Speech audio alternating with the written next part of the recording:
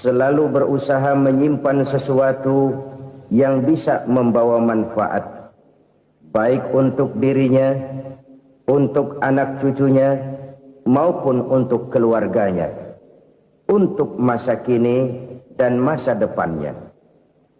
Kadang simpanan itu berbentuk uang, kadang berupa tanah, lain saat berbentuk pabrik, dan lain sebagainya. Sementara masa depan yang paling pasti adalah akhirat. Jika untuk masa depan dunia kita rela memeras keringat, membanting tulang, pergi pagi dan pulang petang, menyimpan uang, menyimpan tanah, menyimpan pabrik, pernahkah kita merenung jika satu saat kiamat datang, kita dibangkitkan dari kubur masing-masing, berdiri di padang mahsyar untuk mempertanggungjawabkan seluruh kegiatan hidup kita di dunia ini? Lalu kita akan menuju ke alam akhirat.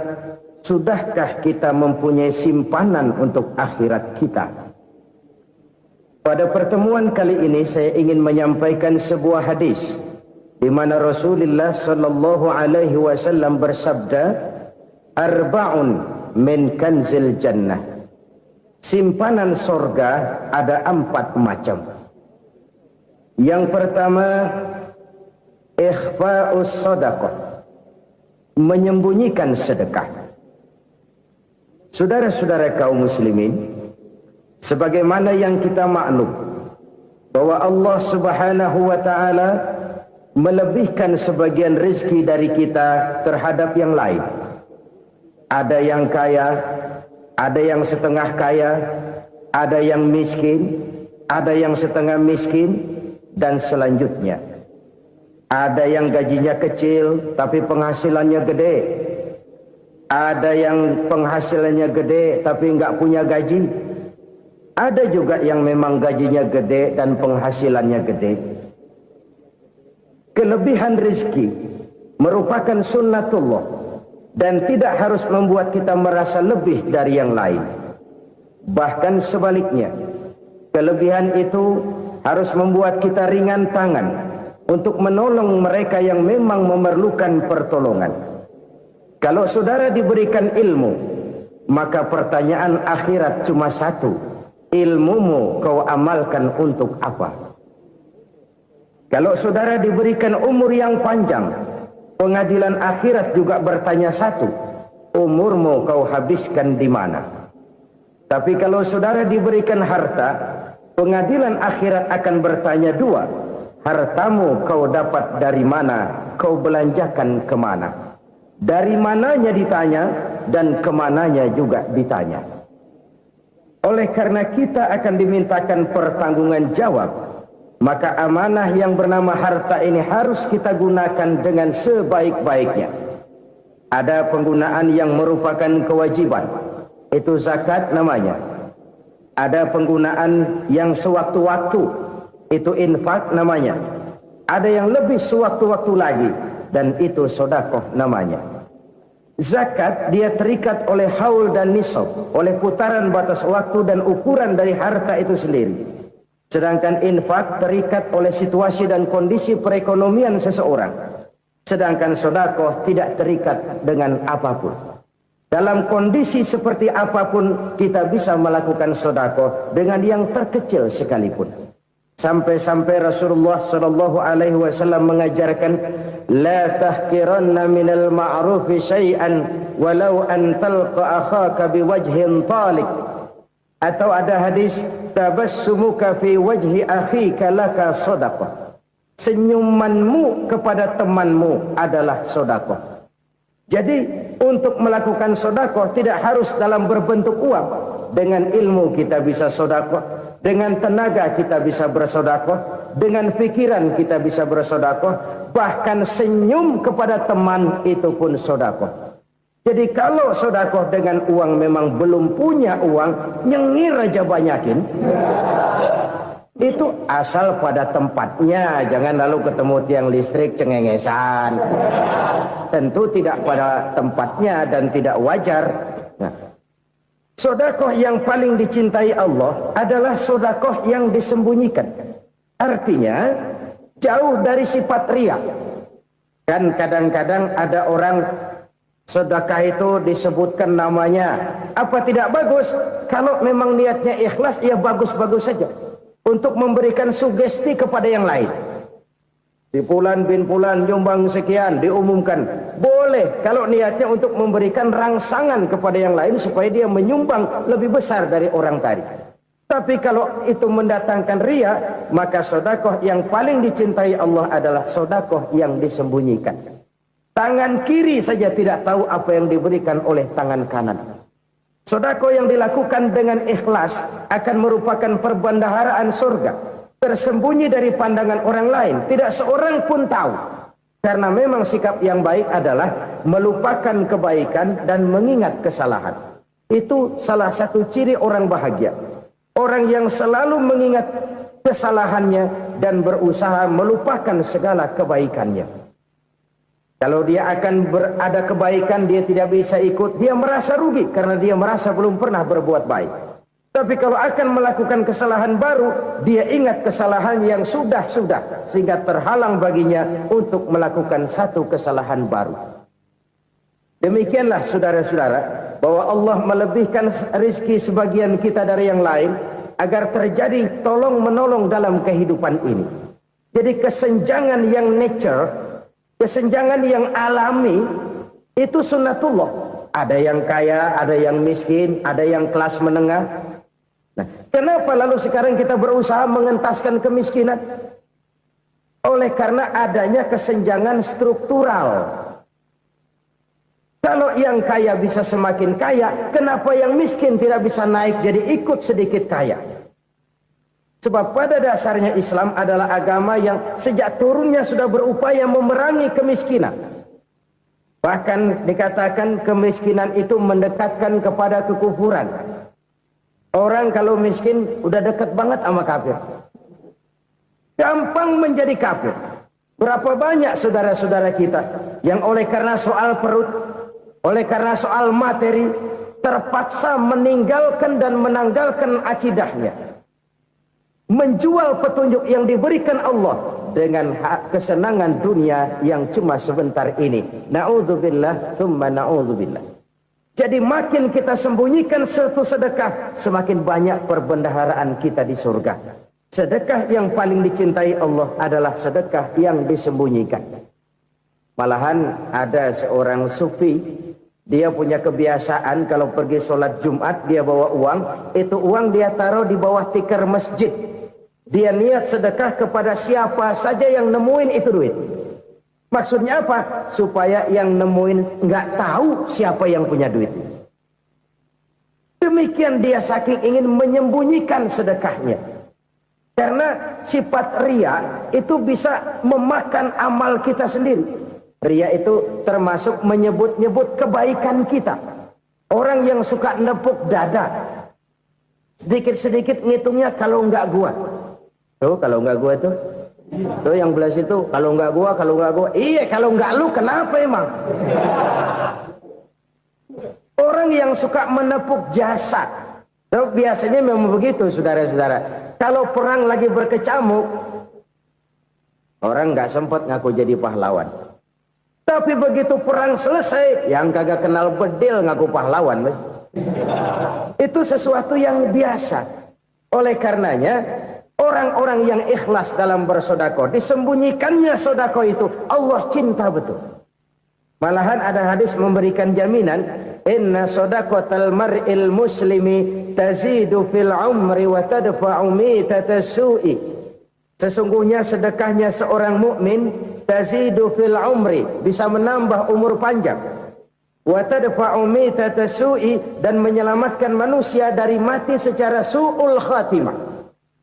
Jadi siapa yang kepengen panjang umur, banyaklah sedekah. Yang bosan hidup, pelit terus. Sedekah menambah panjang umur dan menyelamatkan manusia dari mati secara su'ul khatimah. Pak, katanya umur itu nggak bisa ditambah, nggak bisa dikurangin. Kapan? Kalau ajal sudah datang. Wa idza jaa ajaluhum la yastakhiruna sa'atan wa la yastaqdimun. Kalau ajal datang tidak bisa dimajukan, tidak bisa dimundurkan. Itu kalau ajal sudah datang. Tidak bisa lagi umur ditambah dikurangi, sudah datang. Tapi kalau belum datang, itu kan haknya Allah. Mau ditambah, mau dikurangi, hak prerogatif Allah. Sebagai pencipta manusia, Allah Maha Kuasa dan Maha Mampu. Sedekah ini menambah panjang umur dan menyelamatkan manusia dari mati secara su'ul khatimah. Itu orang mati kan sama ya, kondisinya mati, nggak nafas. Tapi hakikat mati kan lain-lain. Ada yang mati itu husnul khatimah, baik akhirnya. Misalnya lagi ngaji mati, lagi sholat mati, lagi sedekah mati. Ini yang dinamakan dengan husnul khatimah, baik di akhirnya. Sebaliknya ada yang su'ul khatimah, jelek di akhirnya. Ini yang jadi catatan akhir. Lagi nyekek botol, mampus. Lagi banting kartu, modar. Su'ul khatimah, jelek pada akhirnya. Sedekah menyelamatkan manusia dari mati secara su'ul khatimah. Dan kita semua kepengen mendapat husnul khatimah, jauh dari su'ul khatimah. Oleh sebab itu yang bisa menyelamatkan kita dari penyakit itu antara lain adalah sedekah yang disembunyikan, yang dikerjakan dengan ikhlas karena Allah, tidak karena kepengen dipuji orang, tidak karena ingin dikatakan orang pemurah. Sebab orang dermawan itu orang yang memberi tanpa harus diminta. Kalau masih harus diminta, ya belum dermawan namanya, masih harus diminta. Kalau nggak diminta ya tulus, lolos, polos.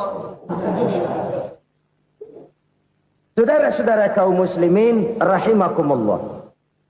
Harta adalah amanat dan akan kita pertanggungjawabkan. Allah melebihkan rizki sebagian kita dari yang lain agar kita saling tolong menolong, bantu membantu. Nabi janjikan siapa yang meringankan beban saudaranya muslim di dunia, Allah akan meringankan bebannya di akhirat nanti. Sebuah jaminan dari baginda Nabi. Si orang yang kita bantu barangkali tidak bisa membalas, Allah yang akan membalas lewat jalan lain yang tidak pernah kita sangka-sangka. Ada orang tanya, Pak, ini ada orang nyumbang masjid sambil marah-marah, bagaimana? Saya bilang sumbangannya aja ambil, marahnya jangan. Marahnya jangan diambil, itu urusan dia. Saudara-saudara kaum muslimin rahimakumullah. Umat Islam ini kan umat yang punya potensi besar. Kadang kita merenung, kenapa kadang-kadang pembangunan masjid kok lambat sekali? Kalau hotel hari ini peletakan pertama, bulan depan peresmian. Supermarket hari ini peletakan batu pertama, minggu depan peresmian. Tapi kalau sudah yang namanya masjid, kadang-kadang peletakan batu pertama sekaligus jadi batu terakhir. 3 tahun, 4 tahun, campur nebar jalak di jalanan, duit dijaring kayak ikan sepat. Apa tidak ada orang Islam yang kaya? Banyak. Apa tidak ada pengusaha muslim yang jadi konglomerat? Ada. Lalu yang belum banyak itu yang komit terhadap nilai-nilai agamanya. Akhirnya kita jatuh jadi umat yang lemah. Belum ada pengusaha konglomerat muslim buka pabrik supermi cap beduk misalnya umpamanya atau pabrik kecap cap sorban supaya identitas keislamannya sedikit kelihatan. Kita jatuh jadi umat yang lemah karena potensi tidak terinventarisir dengan baik. Kita ini ibarat kompor yang cuma matengin nasi orang lain. Potensi kita dimanfaatkan oleh orang lain. Ukhuwah Islamiyah kita baru terbatas kepada silaturahmi. Ukhuwah di bidang ekonomi kita lemah, ukhuwah di bidang kebudayaan kita lemah, apalagi ukhuwah di bidang politik kita lebih rapuh lagi.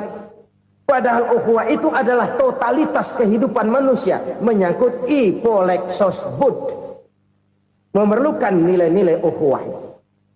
Jadi oleh karena itu mari kita menyadari di dalam harta kita, walaupun kita yang cari, pergi pagi, pulang sore, peras keringat, banting tulang, di sana ada harta anak yatim. Di sana ada hak masjid. di sana ada hak pesantren, di sana ada hak jihad. Berbahagialah seseorang apabila dia oleh Allah dijadikan keran. Keran itu menyimpan air, tapi tidak untuk dirinya, tapi disalurkannya kepada mereka yang memang memerlukannya. Saudara-saudara kaum muslimin rahimakumullah, ini yang pertama. Jadi perbendaharaan surga adalah menyembunyikan sedekah. Orang lain nggak tahu, kita pun nggak pernah ngitung-ngitung. Kita anggap lewat begitu saja, padahal itu deposit akhirat. Satu. Yang kedua, perbendaharaan surga itu apa? Wa kitmanul musibah, menyembunyikan kesulitan. Kadang orang takut menghadapi kesulitan, tapi makin kita merenung, hidup ini kan sebenarnya urusan. Takut sama urusan, ya jangan hidup. Tandanya orang hidup itu kalau punya urusan. Urusan melupakan problem, problem sering menimbulkan kesulitan. Kesulitan bukan untuk ditakuti, tapi untuk diatasi dan dicarikan jalan keluarnya. Siapa sih orangnya yang nggak pernah sulit-sulit? Makin tinggi status sosialnya, makin gede urusannya. Makin tinggi kualitas imannya, makin berat tingkat kesulitannya. Cuma memang yang namanya enak itu seperti pelangi. Biang lala itu nggak pernah di atas kepala kita, di atas kepala orang melulu. Lo sih enak lo, kata kita. Dia juga bilang yang enak kan lo. Pelangi itu nggak pernah di atas kepala kita. Kata tukang beca, aduh enak ya naik Mercy. Kata tukang beca, apa yang di dalam mobil Mercy? Aduh enak bener tukang beca, di jok ngeringkuk ngorok pulas bener. Saya kamar pakai AC sejuk, tempat tidur sutra empuk, alga spring bed, kulak kulik nggak bisa pulas kalau belum minum Valium, belum tidur. Enak bener tukang beca, di jok ngorok nggak tahu wetan kulon. Si tukang beca bilang yang di Mercy enak, yang di Mercy bilang tukang beca enak. Inilah enak, nggak pernah di atas kepala kita, di atas kepala orang lain melulu enak itu. Nah, saudara-saudara, yang merupakan perbendaharaan surga itu orang yang bisa menyembunyikan kesulitan, baik pribadi ataupun rumah tangga. Nih terutama rumah tangga yang jadi soalnya. Kadang-kadang kita ini kalau senang, sebaliknya kalau senang kita diam, kalem aja, cuek. Banyak banget duit kita bawaan, diam aja udah. Malah ketemu orang takut. Tapi begitu susah, sekampung tahu. Padahal Nabi mengajarkan perbendaharaan surga itu menyembunyikan musibah, menyembunyikan kesulitan. Kalau enak, cerita sama orang-orang. Kalau nggak enak, rasain sendiri, tekan sendiri, atasin sendiri. Kita kan sebaliknya, senang kita diam, asal lagi susah, paling tidak kita nyari teman buat cerita kesusahan. Siapa orangnya yang nggak pernah susah? Cuma soalnya bagaimana kita mengatasi kesusahan itu sendiri. Begitu juga misalnya kalau orang sudah berumah tangga, itu orang tuanya harus menjadi tempat dia cerita yang enak-enak saja. Yang nggak enak rasain berdua, selesaikan berdua, atasin berdua. Jangan dibalik. Asal senang diam, giliran susah aja. Maknya laporan. Terbalik. Bisa menjaga security informasi. Maka nama bayam keluar diem, malah seluitan. Enak amat lo makan daging ayam. Security informasi. Saudara-saudara kaum muslimin rahimakumullah, ujian yang terberat itu yang pernah diberikan kepada para nabi, para rasul, para aulia, para ulama. Makin tinggi keimanan, makin berat bentuk kesulitan. Ayo saya kemukakan satu contoh saja. Ada seorang nabi yang kaya, nabi kaya, namanya Nabi Ayub. Iblis kalau orang begini kan keki, ibadahnya rajin, kaya. Nih yang kayak begini susah digodain. Kalau ibadahnya rajin, miskin, kali bisa disogok. Sini imannya mantap, ibadahnya rajin, kaya, nabi lagi. Oh, tapi namanya iblis, nggak kurang akal. Laporan, Tuhan, kenapa Les? Ya ini bahasa saya, bahasa Qurannya sih nggak gitu. Itu hambamu yang namanya Ayub, dia rajin ibadah cuma karena dikasih kaya aja. Coba kasih miskin dia, berhenti dia sembahyang. Ah, kamu bisa aja. Saya tahu Ayub itu hambaku yang ikhlas. Saya buktiin Tuhan, silahkan. Dibuktiinlah, iblis turun ke alam ini. Yang mula-mula dia lakukan, dia rusak sawah ladang Nabi Ayub. Dia binasakan binatang ternak Nabi Ayub. Sehingga dalam waktu singkat, jatuhlah Nabi Ayub dari orang paling kaya jadi orang paling miskin. Beliau masih ibadah di mihrab dalam masjid. Datang iblis. Saudara Ayub, ya, lagi ngapain? Ibadah. Nyembah Allah, nyembah Allah. Oh, percuma. Kenapa? Tuhan yang ente sembah nih, dia udah bikin miskin ente. Sawah ladang ente hancur lebur, binatang ternak binasa. Sekarang ente jadi orang paling miskin. Ngapain nyembah Tuhan kayak begitu? Tekor. Udah berhenti dah ibadah, berhenti ibadah. Ini iblis sama Tuhan laporannya lain, yang dikerjakan kepada Nabi Ayub juga lain. Benar begitu iblis, kata Nabi Ayub. Iya. Sawah ladang saya habis, buras. Binatang ternak saya binasa, binasa. Saya miskin, bangpak. Apa jawab Nabi Ayub? Bukan innalillahi, ya ini hebat. Alhamdulillahillazi a'tani wa akhza minni. Segala puji bagi Allah yang telah memberikan harta kepada saya dan sekarang mengambilnya lagi. Alhamdulillah. Allah yang ngasih, Allah yang ambil. Itu mah urusan Allah. Iblis cuman ibadah jalan terus, sujud lagi Nabi Ayub. Iblis seleher gondok banget. Dasar Nabi nggak mempan dia apa-apain. Miskin malah alhamdulillah. Allah yang ngasih, Allah yang ambil.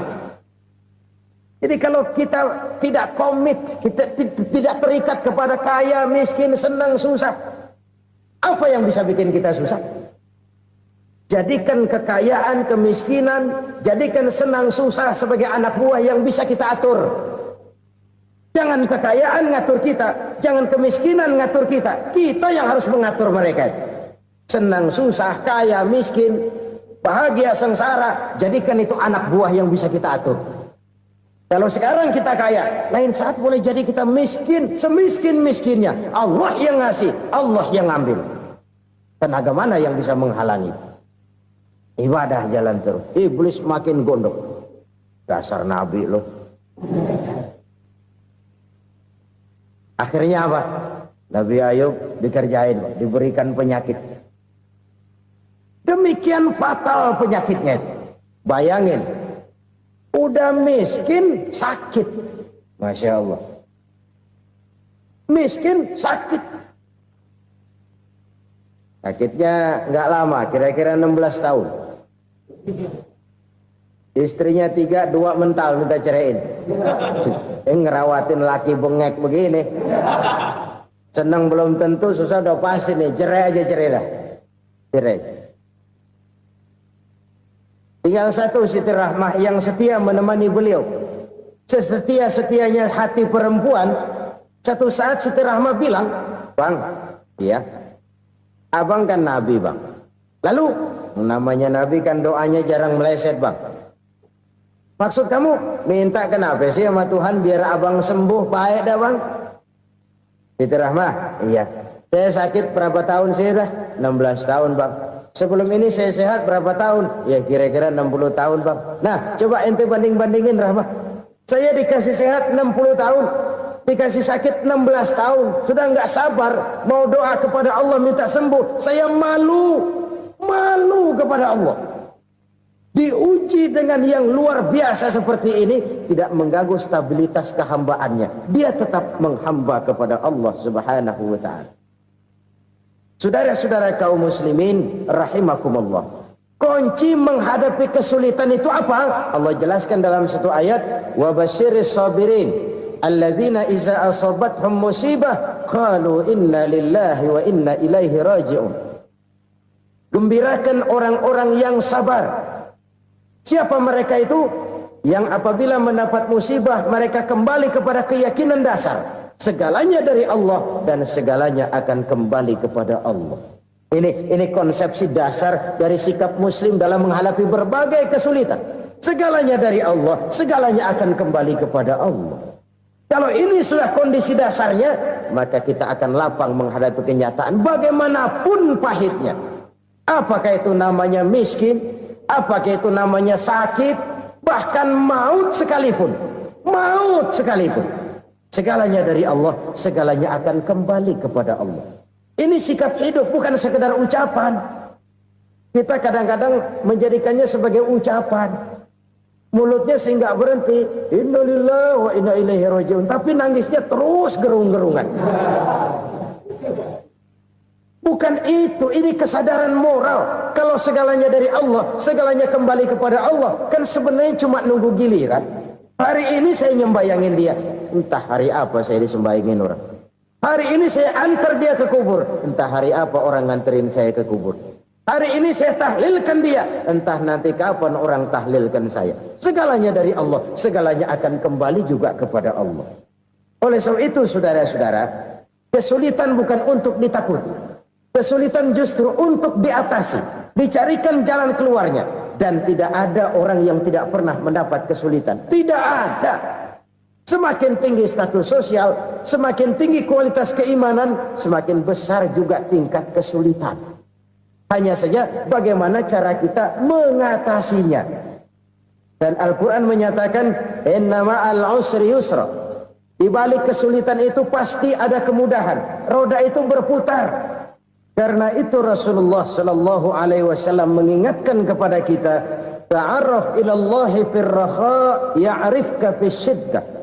Ingatlah kepada Allah di waktu kamu senang, supaya Allah ingat kepada kamu di waktu kamu susah. Kalau waktu senang kita ingat kepada Allah, kita susah, Allah tidak akan meninggalkan kita. Tapi kalau waktu senang kita jauh dari Allah, sujud tidak sempat, dengan masjid jauh, ketika senang kita lupakan Allah. Nanti begitu kita susah, Allah lupakan kita. Dan itu menyakitkan. Oleh karena itu orang-orang tua kita dulu bilang, kalau lagi sehat ingat-ingat lu bakal sakit nanti. Kalau lagi kaya ingat-ingat satu saat kita bakal jatuh miskin. Bahkan kalau lagi muda ingat-ingat kita bakal tua. Dan yang terpenting, kalau lagi hidup ingat-ingat kita bakal mati. Saudara-saudara kaum muslimin rahimakumullah. Jadi yang kedua yang merupakan perbendaharaan surga, menyembunyikan musibah. Saudara-saudara kaum muslimin rahimakumullah. Hal ketiga yang merupakan perbendaharaan surga adalah wasilatur rahmi. Orang yang suka bersilaturahmi. Sebagaimana yang kita maklum bahwa manusia adalah makhluk yang disebut zon politika. Makhluk sosial yang tidak mungkin hidup sendiri-sendiri. Betapa dan siapapun kita memerlukan orang lain. Bodoh betul manusia kalau tinggal di tengah masyarakat tapi tidak mau bermasyarakat. Merasa hebat sendiri, pintar sendiri, gagah sendiri, kaya sendiri. Mungkin kalau mati juga ngubur sendiri. Jangankan kita di sini, di sorga saja Nabi Adam waktu sendirian bengong melulu, mondar mandir. Allah tegur dam sepi dam. Ya ini kalau bahasa saya. Iya Tuhan sepi ini nggak ada coret-corekan pisan ini. Diciptakan Siti Hawa baru anteng Nabi Adam. Itu di surga. Cobalah. Umpamanya saudara tinggal di Jakarta nih. Kayak bener. Apaan aja di Jakarta punya saudara deh. Jembatan Semanggi ambil. Monas buntel bawa pulang. Hotel-hotel ambil semua. Cuman tinggal di Jakarta sendirian, apa enaknya? Betapa dan siapapun kita perlu orang lain. Tidak ada seorang pun yang bisa memenuhi kebutuhan hidupnya secara sendiri-sendiri. Nah, Islam telah menyelamatkan manusia dari ras diskriminasi. Mengikat manusia dengan persaudaraan yang berlandaskan kepada akidah. Karena itu dianjurkan bersilaturahmi. Bahkan Nabi menyatakan, man arada ayyubsata lahu fi rizqihi wa yunsa'a fi atharihi falyasil rahimah. Siapa yang kepengen diluaskan rezekinya dan dipanjangkan usianya, banyaklah ia bersilaturahmi. Siapa yang kepengen dimudahkan rezekinya, hendaknya ia banyak bersilaturahmi. Kalau banyak teman, kesulitan kan paling tidak ada tempat cerita. Udah susah, sendirian kita pikirin diri, nggak ada tempat tukar pikiran. Cepet banget sama bengek. Dilawan sendiri. Nah, secara makro kita bisa berkata, tidak mungkin ada kemenangan kalau tidak ada kekuatan. Tidak ada kekuatan kalau tidak ada kesatuan dan persatuan. Tidak mungkin ada kesatuan dan persatuan tanpa semangat silaturahmi. Kalau umat Islam mau menang, dia harus kuat. Kalau umat Islam mau kuat, dia harus bersatu. Kalau umat Islam mau bersatu, dia harus membudayakan silaturahmi ini. Bahkan sampai-sampai kata Nabi, kalau bisa cari nilai tambah. Apa? Silman qata'ak. Bersilaturahmilah kau kepada orang yang marah denganmu. Masya Allah, indahnya ajaran agama kita. Orang yang marah pun kepada kita, kata Nabi, kalau bisa bersilaturahmilah kepadanya, kepada orang yang marah itu. Di situ nilai tambah. Cuman jujur nih hadis, ngucapinnya gampang, ngamalinnya yang berat banget. Orang marah sama kita, kita disuruh silaturahmi. Ada apa malu? Lu marah, ada gue marahan lagi. Gue pikirin. Saudara-saudara kaum muslimin rahimakumullah. Tapi ini yang diajarkan, bahkan ini yang dicontohkan oleh baginda Rasul. Bagaimana begitu mudah, misalnya satu saat Abu Jahal ini ngatur strategi bagaimana bikin Muhammad celaka. Dia gali lubang di depan tempat tidurnya. Dia tutupin daun korma. Terus dia panggil seseorang, ke sini.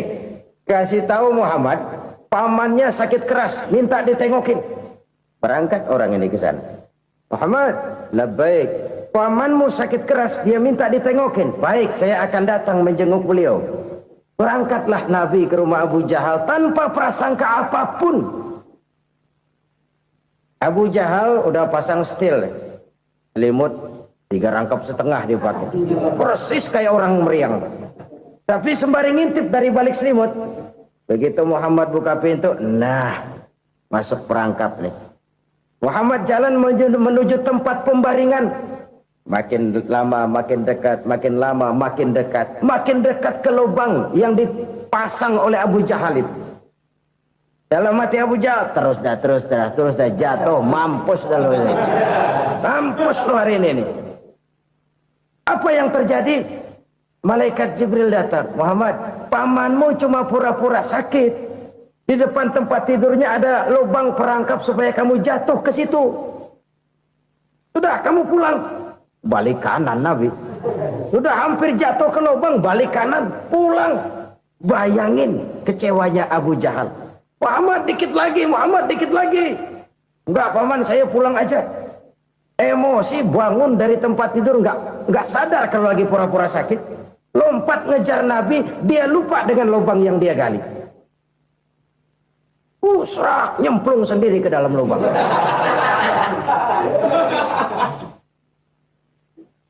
Nabi terus berlalu. Ini terjadi keanehan. Jatuh ke lubang yang dia gali itu sebenarnya nggak terlalu dalam ya, antara 3-4 meteran lah. Tolong saya jatuh ke lubang ini. Datanglah pelayan-pelayannya itu. Angkat saya dari sini. Oh, yang ngulurin tambang. Satu gulung, belum juga nyampe itu tambang. Kurang, beli lagi ke warung. Sambung, ulur lagi, nggak juga bisa sampai. Wah, ini kerjaan Muhammad ini. Tolong, siapa salah seorang kamu ke rumah Muhammad, kasih tahu encangnya kecebur. Minta ditolongin. Sampaikan kepada Rasul. Kenapa? Pamanmu jatuh ke lubang, Muhammad minta tolong diangkatin. Tambang udah nyambung-nyambung nggak nyampe juga. Ya, nanti saya datang, saya tolong. Coba. Nyata-nyata orang berniat jahat mau mencelakakan dia. Datang dia menolong. Ini yang disebut air tuba dibalas air susu ya ini. Bukan sebaliknya. Air tuba dibalas air susu. Paman, kecebur ya? Iya Muhammad, tolong ini. Pegang tangan saya. Nabi ulurkan tangannya. Nyampe. Dipegang oleh Abu Jahal. Diangkat ke atas. Sampai atas. Apa kata Abu Jahal? Sihirmu memang hebat Muhammad. Udah ditolongin dikata sihir. Yang enak kita kemplang kan itu orang begitu. Urusan apa? Tapi inilah akhlak. Kalau bisa kamu bersilaturahmilah dengan orang yang marah kepadamu sekalipun. Orang marah kita tetap baik. So, kalau kita berbuat baik sama orang yang memang baik, rasanya sih biasa-biasa aja. Orang baik kita baik lagi, ya draw aja, belum ada nilai tambah di situ. Baru ada nilai tambah kalau kita bisa berbuat baik kepada orang yang nyakitin kita. Itu namanya kita setingkat di atas dia. Dia sakitin kita, kita berbuat baik sama dia. Dia pelit sama kita, kita baik sama dia. Dia marahin kita, kita deketin dia. Di situ kita punya nilai tambah. Jadi siapa yang ingin diluaskan rezekinya kata Nabi dan dipanjangkan umurnya, hendaklah ia banyak-banyak bersilaturahmi. Sederhana sebenarnya silaturahmi. Tapi silaturahmi membangkitkan semangat kesatuan dan persatuan. Kesatuan dan persatuan melahirkan kekuatan. Dalam matematika, 1 ditambah 1 pasti 2. Tapi di tengah masyarakat, 1 orang takut ditambah 1 orang takut, hasilnya jadi 2 orang setengah berani. Kenapa setengah berani? Karena udah berdua. Tadi pan takut sendirian. Kalau dia kumpul turu-turu takut lah jadi berani. Kita yang lemah, kita yang tidak berdaya, kita yang miskin, kalau mau kompak bersatu, apa yang nggak bisa kita kerjain? Apalagi tinggal di kota besar, pilihan cuma 2 itu. Bertahan atau minggir. Bertahan atau minggir. Untuk bisa bertahan harus mampu bersaing. Untuk mampu bersaing harus punya keahlian. Keahlian harus ditunjang dengan pendidikan. Ditambah oleh kekompakan sebagai umat. Udah miskin mencar mulu, orang injak kita. Orang nggak pandang urusan apa yang malu. Oleh karena itu silaturahmi pada hakikatnya merupakan roh dari ukhuwah yang diajarkan oleh agama kita.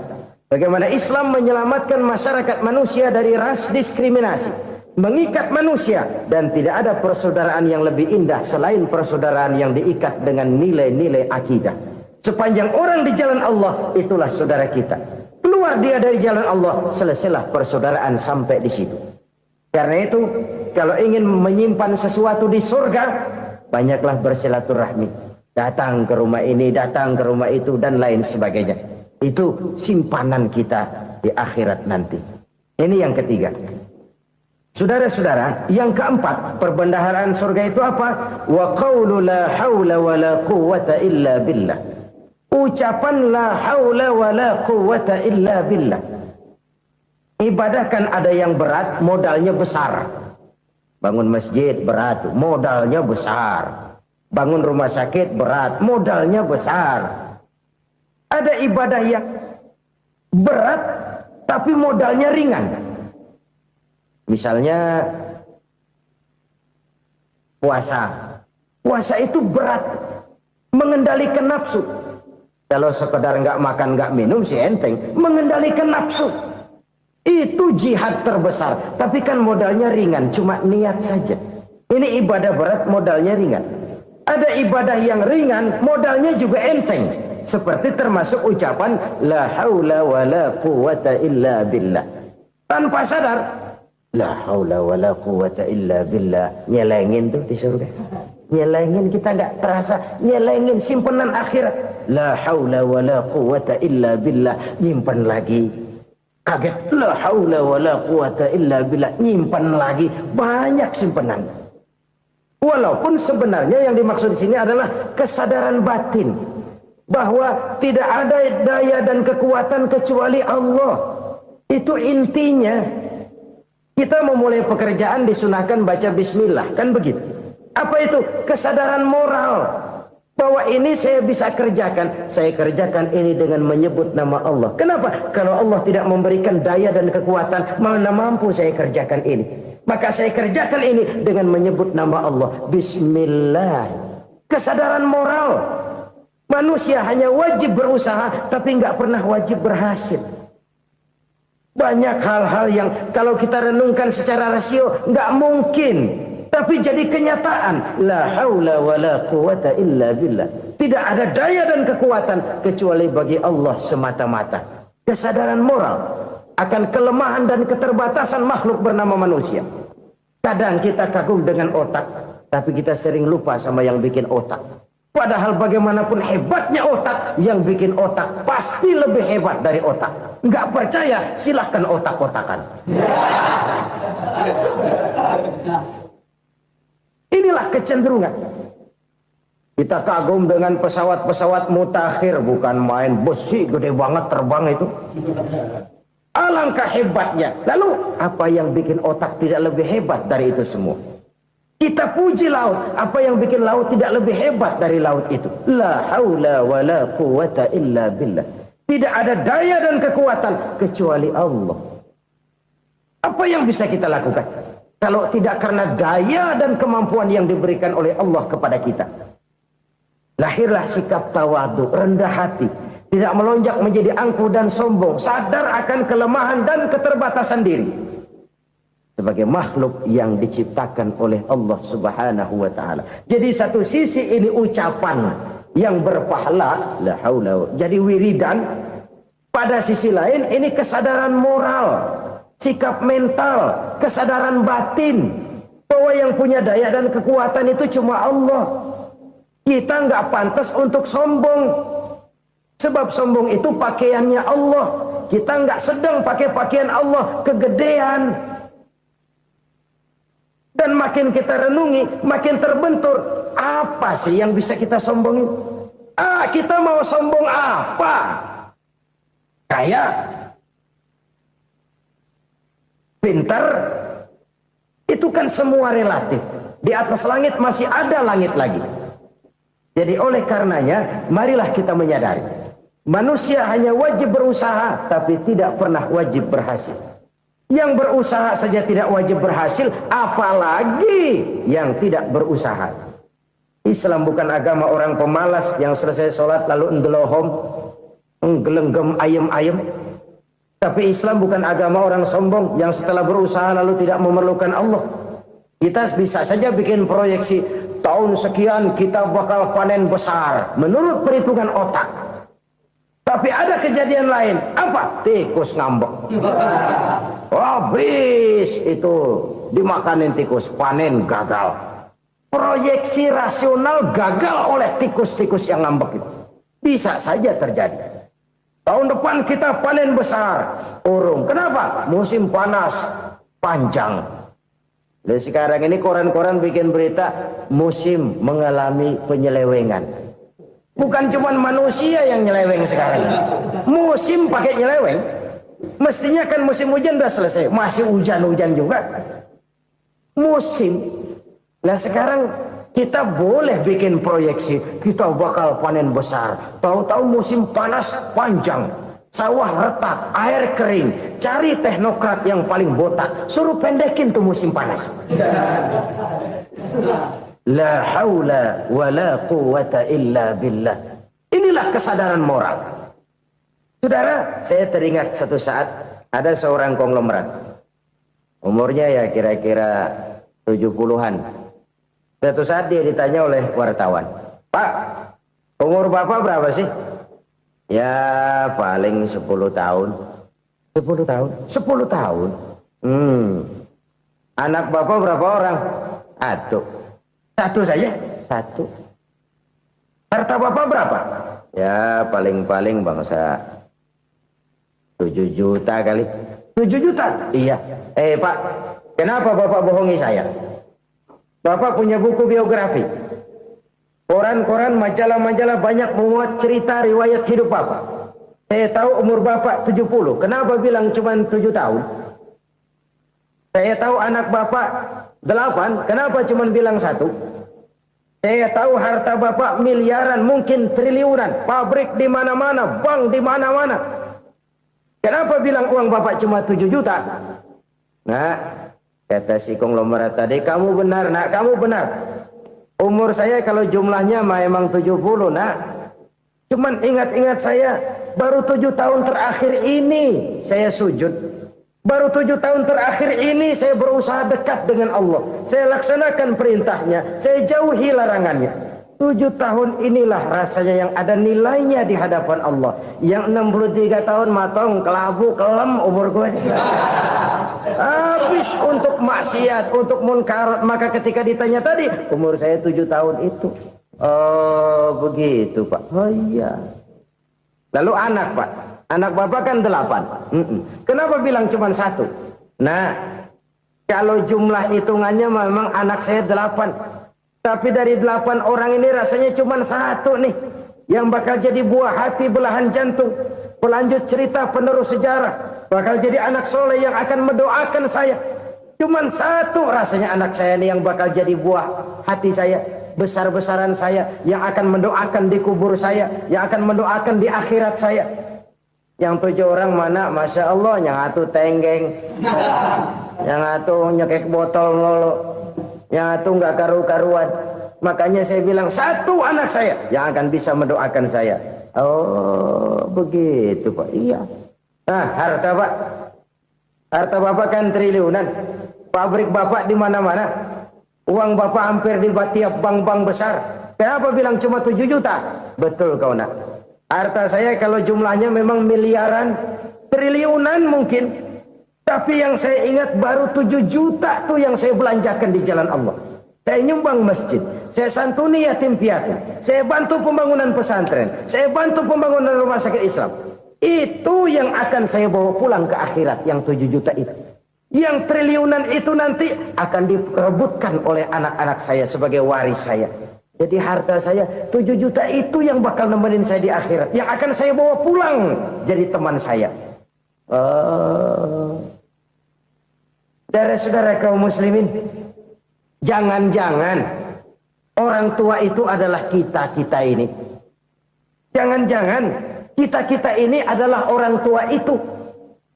Jangan-jangan itu potret dari diri kita masing-masing. Dari sekian umur yang diberikan Allah, berapa tahun yang ada nilainya di hadapan Allah?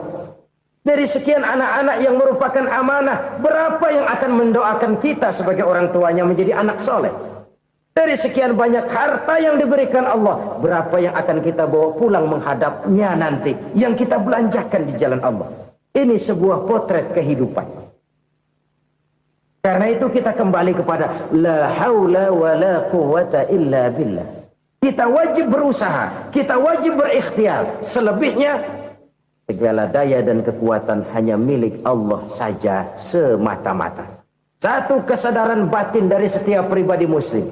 Setelah ia berusaha dan berikhtiar, ia menyerahkannya kepada Allah Subhanahu wa ta'ala. Jadi, satu sisi ini merupakan wiridan ucapan yang mengandung pahala. Pada sisi lain, ini merupakan sikap batin dari seorang muslim di dalam ia menghadapi realitas kehidupan ini. Saudara-saudara kaum muslimin rahimakumullah. Kalau ini kita jadikan satu basis kehidupan, maka ini akan menyelamatkan manusia dari kemungkinan tergelincir menjadi orang yang lupa diri dan lupa darat. Sebab itu Imamul Ghazali berpesan, jadidis safinah fa innal bahra amiq wa khuziz zad fa inna safara ba'id wa khaffifil hamla fa innal hamla sadid. Perbarui selalu kapalmu karena lautan sangat dalam. Bawa bekal yang banyak karena perjalanan ini sangat jauh. Ringankan beban karena kebanyakan beban akan menyakitkan. Alangkah indah kalimat ini, alangkah dalam makna yang terkandung di sana. Perbarui selalu kapalmu karena lautan sangat dalam. Apa artinya ini? Jaga mentalmu baik-baik. Pelihara imanmu baik-baik karena hidup penuh cobaan seperti lautan. Kita kalau berlayar di lautan kan kadang-kadang tenang, angin bertiup sepoi-sepoi basah. Jika malam datang bintang gemintang bertabur menghias cakrawala. Rembulan memantulkan sinarnya dengan indah. Dalam keadaan begitu berlayar enak. Tapi lain saat ombak menggunung, halilintar menyambar, angin topan bertiup. Berapa banyak sudah saudara-saudara kita yang tenggelam di lautan dunia tanpa sadar bahwa dia belum sampai kepada pantai yang akan dituju. Berapa banyak sudah saudara-saudara kita yang tenggelam di lautan dunia ini tanpa sempat bangkit lagi. Dia menyangka sudah sampai kepada tujuannya. Hati-hati kapal jangan sampai bocor karena lautan sangat dalam. Iman ini jaga baik-baik karena hidup penuh dengan ujian. Wa khuzizat fa inna safara ba'id. Bawa bekal yang banyak karena perjalanan sangat jauh. Saudara mau ke Bandung, bawa duit. Saudara mau ke Surabaya, banyakan lagi duitnya. Saudara mau ke Mekah, gepokan, iketan tuh duit nggak lembaran lagi. Makin jauh perjalanan, makin banyak bekal yang harus kita bawa. Kalau saudara dari Jakarta mau ke Surabaya, kagak bawa duit berangkat juga, itu sih bukan berani namanya, nekat. Sampai Surabaya belum tentu, sengsara di jalan udah pasti. Kenapa? Nggak bawa bekal berangkat. Sama juga kita nih, misalnya belum sempat sembahyang, mati. Waduh, berani banget orang. Belum punya bekal, mati. Sengsara di jalan. Atau bekal tidak cukup. Dari Jakarta saudara mau ke Surabaya, bawa duit 500 perak. Paling jauh Cikampek nyampenya itu. Paling jauh itu. Antara jauhnya perjalanan dengan bekal yang saudara bawa tidak seimbang. Hidup ini perjalanan panjang. A walking tour. Dimulai dari alam arwah. Sebelum jasad diciptakan, roh diciptakan lebih dulu. Dari situ pindah ke alam rahim. Dari alam rahim pindah ke alam dunia. Dari alam dunia pindah ke alam barzah. Baru menuju akhirat. Satu perjalanan panjang. Kalau bekal tidak bawa, sengsara di jalan. Bawa bekal yang banyak karena perjalanan ini sangat jauh. Wa khaffifil hamla, ringankan beban karena beban itu cuma akan menyulitkan. Kalau bekal itu sih keperluan, tapi beban nggak kita perluin, coba ngeberat-beratin. Apa ini beban? Dosa, kecurangan, kebatilan, kezoliman, ketidakadilan, kesewenang-wenangan. Itu akan jadi beban kita di akhirat.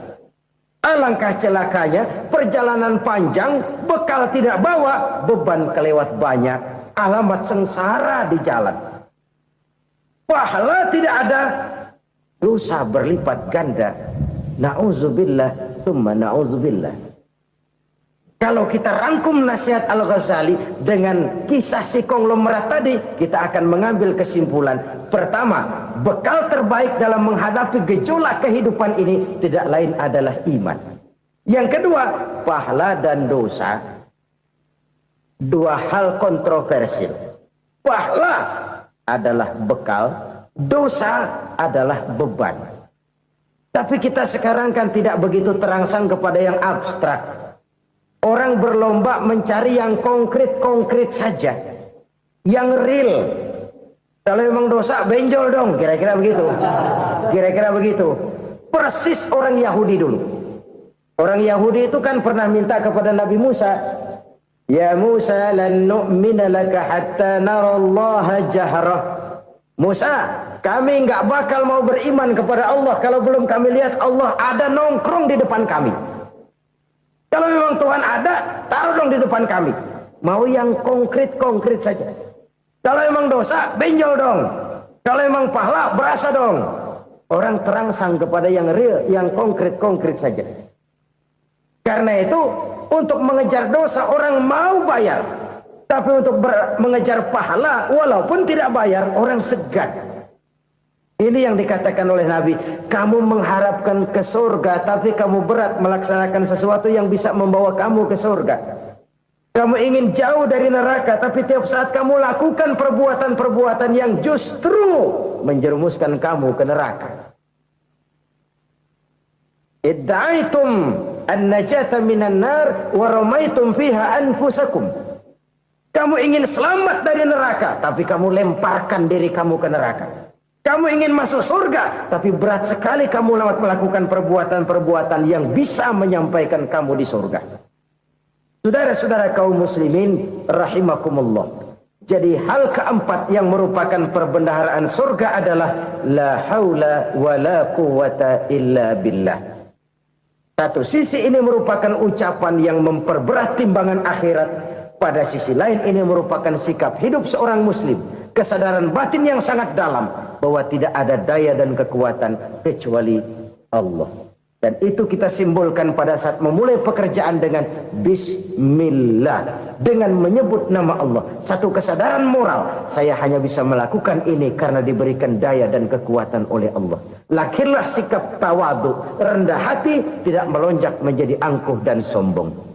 Saudara-saudara, sampai sini dulu jumpa kita kali ini. Semoga 4 perbendaharaan surga ini dapat kita lakukan, yang kelak akan merupakan bekal kita di kemudian hari nanti.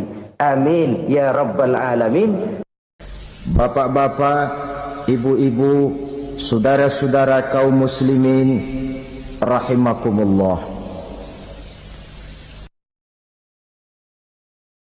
Di dalam kehidupan kita sebagai seorang muslim, minimal 5 kali dalam sehari semalam kita mendengar seruan untuk mendirikan solat yang disebut azan. Ada kalimat menarik di dalam kalimat azan itu, yakni seruan hayya 'alal falah, marilah menuju kepada keberuntungan, marilah meraih kemenangan. Seruan ini adalah kecenderungan dari setiap manusia, apapun warna kulitnya. Artinya, setiap orang dalam hidup selalu ingin meraih dan mencari kemenangan. Kemenangan akan melahirkan kepuasan batin, dan kepuasan batin memberikan kebahagiaan. Sedangkan kekalahan melahirkan penderitaan batin, dan penderitaan batin menjerumuskan seseorang di dalam berbagai bentuk kerugian. Jikalau inilah seruan azan, maka masalahnya ialah apa yang menyebabkan kita meraih kemenangan. Al-Quranul Karim memberikan tuntunan dan ajaran kepada kita bahwa orang-orang yang memperoleh kemenangan itu tidak lain adalah orang-orang yang bertakwa. Hanyalah mereka yang bertakwa kepada Allah Subhanahu wa ta'ala pada akhirnya akan tampil sebagai pemenang. Lalu siapa orang yang bertakwa itu? Dijelaskan dalam awal-awal Al-Baqarah, orang yang bertakwa yang akan meraih kemenangan. Pertama, allazina yu'minuna bil ghaib, yaitu orang-orang yang beriman kepada yang gaib. Percaya bahwa ada alam yang gaib, alam yang abstrak, alam yang tidak bisa dijangkau oleh salah satu daripada panca indera kita. Mereka percaya dan beriman kepada adanya malaikat, beriman kepada adanya iblis dan jin, beriman kepada adanya alam kubur, beriman kepada adanya alam mahsyar, beriman kepada adanya alam akhirat, beriman kepada adanya surga dan neraka. Beriman bukan cuma sekedar beriman dalam ucapan bibir saja, tetapi beriman yang nilai iman itu mampu mewarnai gerak dan gaya hidupnya. Iman yang meresap sampai ke tulang sumsum, kemudian memberikan dampak positif di dalam kehidupan manusia. Alam, kita tahu, adalah sesuatu yang selain Allah, dan Allah bukanlah alam. Apapun namanya selain daripada Allah, itu adalah alam. Alam pada hakikatnya terbagi menjadi 2. Ada alam syahadah, alam nyata, alam konkret, alam yang bisa dijangkau oleh salah satu indera kita. Kemudian ada alam ghaib, alam yang tidak bisa dijangkau oleh panca indera kita, alam metafisika, alam abstrak, alam yang wajib kita imani keberadaannya. Kita percaya bahwa malaikat itu ada, Kita percaya kepada jin, bahwa jin itu ada. Kita percaya kepada adanya iblis dan setan. Bukan percaya kepada iblis dan setannya, percaya bahwa iblis dan setan itu ada. Itu termasuk salah satu daripada sifat orang yang bertakwa kepada Allah. Saudara-saudara kaum muslimin rahimakumullah, kecenderungan pembangunan yang lebih bersifat materialistis biasanya menggeser aspek kehidupan rohani. Orang berpikir empiri, dan dalam pola pikir yang demikian maka alam gaib tidak lagi mendapat perhatian. Aspek kehidupan yang bersifat rohaniah malah mulai ditinggalkan. Akibatnya terjadilah kepincangan di dalam kehidupan kita.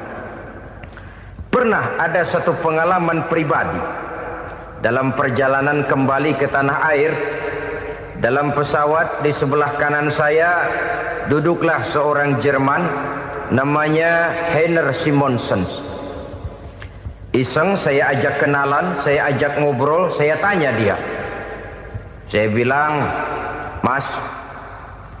Mas Heiner ini, kalau pesawat yang kita tumpangi ini jatuh ke bawah, kira-kira apa yang bakal terjadi, Mas?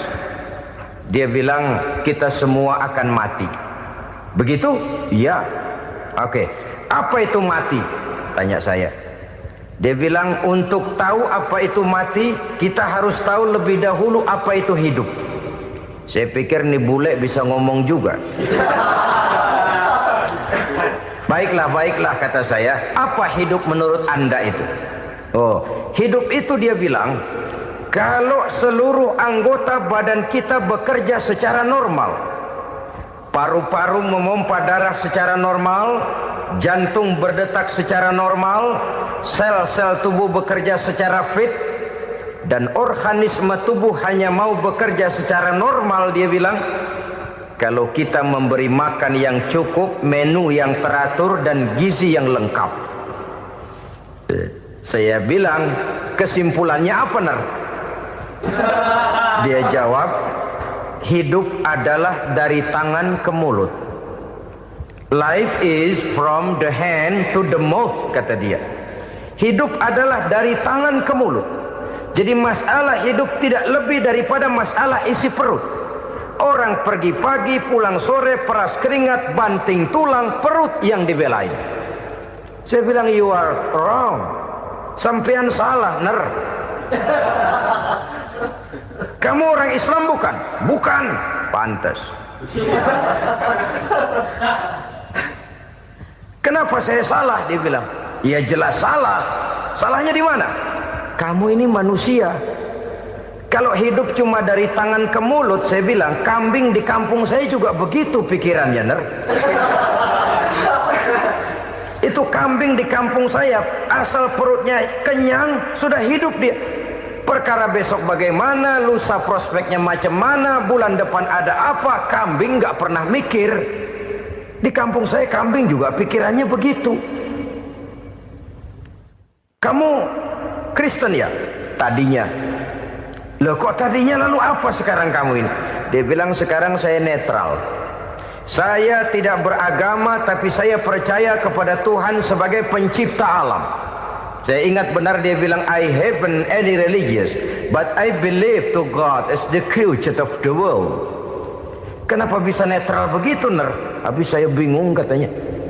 Islam bilang Islam baik, Kristen bilang Kristen baik, Hindu Buddha bilang Hindu Buddha baik, semua agama baik. Saya netral sekalian, nggak beragama.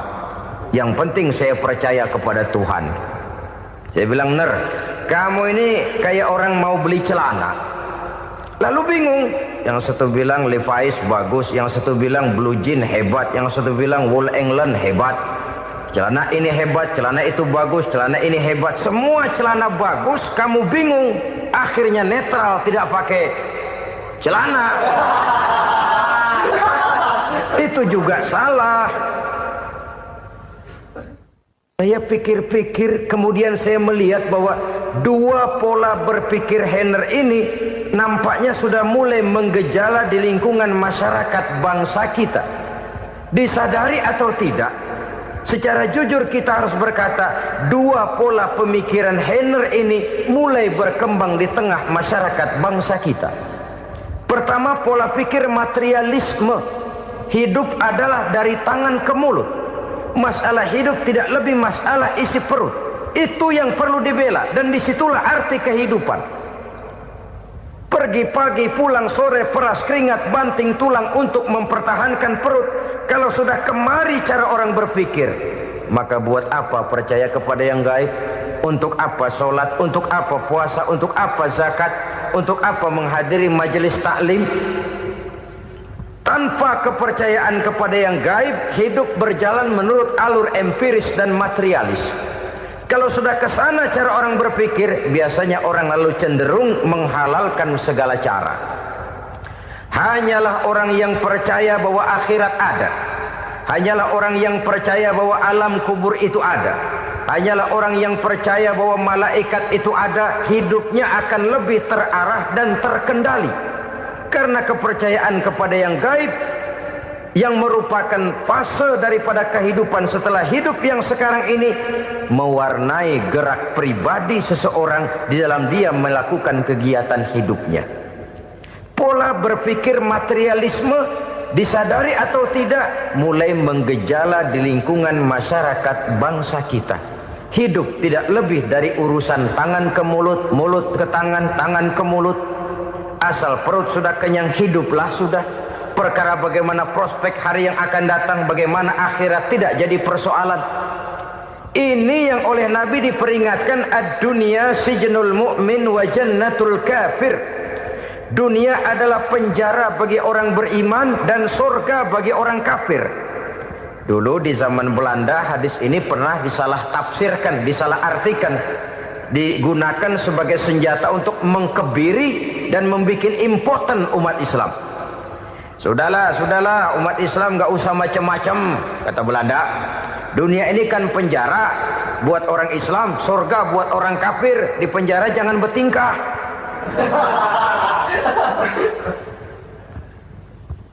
Pengertiannya tidak begitu.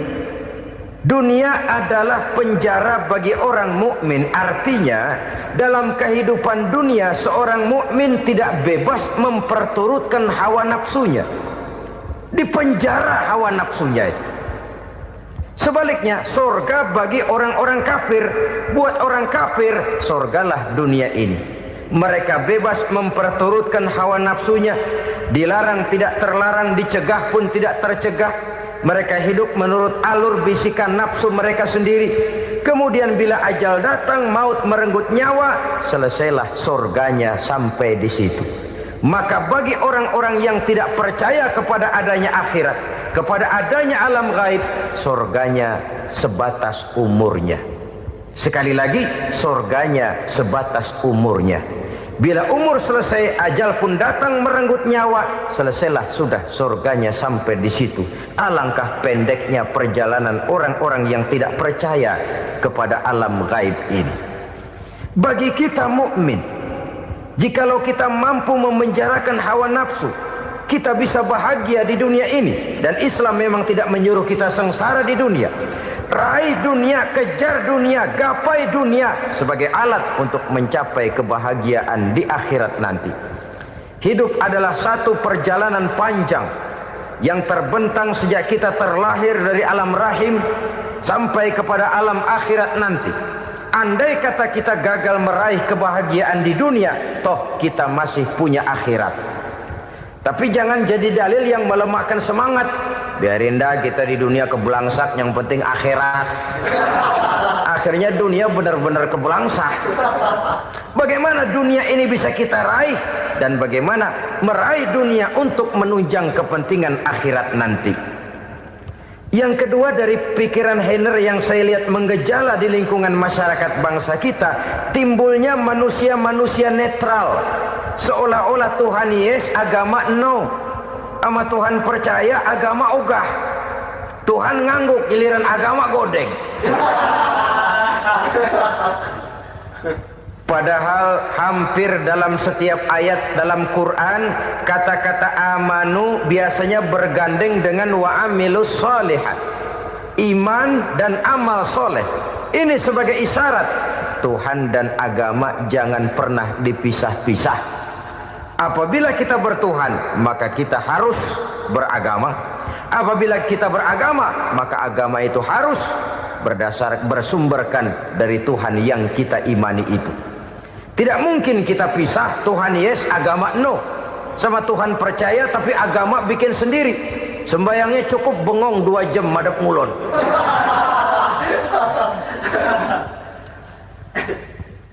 Saudara-saudara kaum muslimin rahimakumullah.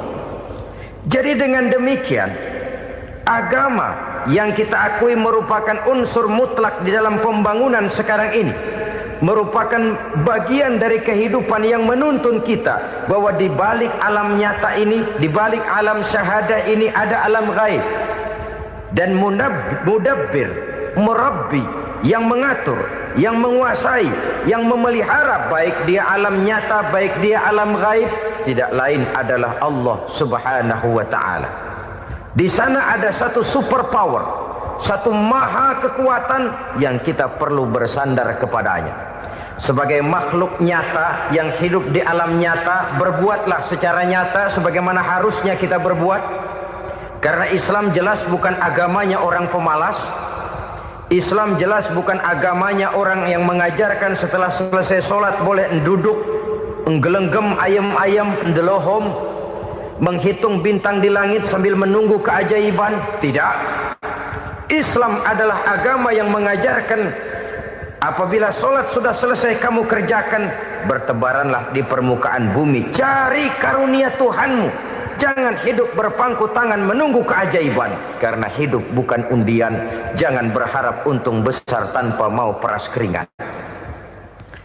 Tapi di sebalik itu toh kita juga harus yakin bahwa di sisi usaha nyata yang kita lakukan ada satu super power, satu maha kekuatan gaib yang menentukan berhasil dan tidaknya usaha kita. Kepercayaan kepada hal semacam inilah yang mendorong kita untuk mempunyai sandaran vertikal, agar jikalau usaha ini berhasil, kita tidak lupa diri dan lupa daratan. Jikalau usaha ini gagal, kita tidak putus asa dan buruk sangka, tidak cupik pandangan dan sempit hati, tapi mampu melihat persoalan dengan kacamata putih sambil husnuzon kepada Allah Subhanahu wa ta'ala. Kita percaya malaikat itu ada. Ada yang namanya raqib dan atid, mengawasi gerak hidup kita sampai kepada gerak hati kita. Ini memberikan sugesti agar kita berhati-hati. Tidak sejengkal tanah pun kita bisa berlindung dari pengawasan raqib dan atid. Ada munkar nakir yang akan menyoal kita di alam kubur. Ada malaikat malik, penjaga neraka. Ada malaikat ridwan yang menjaga surga. Kita percaya kepada adanya jin, kita percaya kepada adanya setan, iblis. Percaya kepada adanya, bukan mempercayai si setan, si iblis lalu menjadikannya sebagai teman. Tidak. Percaya bahwa mereka itu ada dan merupakan makhluk Allah yang gaib, yang diciptakan Allah Azza wa Jalla. Kepercayaan kepada alam gaib memberikan motivasi terhadap gerak lahir manusia, sehingga dengan motivasi kepercayaan kepada yang gaib, gerak lahir jadi lebih terarah, jadi lebih terpelihara. Pernah seseorang bertanya, "Pak, apakah adanya akhirat bisa dibuktikan secara ilmiah?" Saya bilang tidak bisa, tidak bisa. Kenapa? Karena yang berangkat nggak pernah pulang kemari lagi. Kalau dia pulang kemari bisa kita tanya bagaimana enak di sono. Cuma secara moral saya katakan, lebih beruntung orang yang percaya kepada akhirat daripada yang tidak. Sekarang saudara percaya akhirat ada, lalu saudara baik-baik di dunia, sholat, puasa, zakat, menolong orang lain, menebarkan kebajikan. Saudara mati, andai kata akhirat tidak ada, toh dalam hidup saudara sudah berbuat baik. Paling tidak nama saudara akan dikenang sebagai orang baik. Sebaliknya, saudara percaya, kata saya, bahwa akhirat tidak ada, lalu hidup semau-maunya, tenggelam dalam maksiat dan munkarat, menentang Allah, tidak mau ruku dan sujud. Lalu saudara mati, kemudian akhirat ada, ayo mau apa? Bekal tidak punya. Jadi secara moral lebih beruntung orang yang percaya kepada adanya akhirat daripada yang tidak percaya. Dan itu alam gaib yang tidak bisa dibuktikan secara eksat. Jangankan untuk membuktikan seperti itu, dalam kehidupan sehari-hari saja yang kita rasakan tidak selalu berbentuk toh. Angin, bagaimana sih bentuknya angin? Kita tidak tahu. Merah, buktinya kalau dikerok merah. Yang merah itu kulit, yang kulit kita bukan anginnya. Sakit, rasa sakit itu ada, tapi bagaimana bentuk sakit kita nggak pernah tahu. Kalau kita makan cabai pedas, bagaimana bentuk pedas itu tidak ada, tapi rasa ada. Bentuk pedas hijau, cabainya bukan pedasnya. Tidak semua yang kita rasakan bisa kita gambarkan dalam bentuk yang konkret. Oleh karena itu, sekali lagi bahwa kepercayaan kepada alam yang gaib mampu memberikan satu sugesti yang menata kehidupan seseorang lebih lurus, lebih terarah, dan lebih terkendali. Maka wajar kalau kepercayaan kepada yang gaib mengantarkan seseorang untuk meraih kemenangan. Kenapa? Dia percaya kepada yang gaib, bahwa akhirat ada, bahwa alam kubur ada, bahwa pertanggungan jawab itu ada. Maka dia lalu tidak hidup saenae udele dewe, itu loh. Tidak hidup menurut seleranya sendiri, terarah, teratur. Ini cirinya yang pertama. Orang bertakwa yang akan meraih kemenangan, mereka beriman, mereka percaya kepada yang gaib. Bahkan hal-hal konkret saja selalu berangkat dari yang gaib. Saudara-saudara, para remaja, para pemuda sekarang ini tidak pernah tahu toh siapa yang akan jadi teman hidup saudara.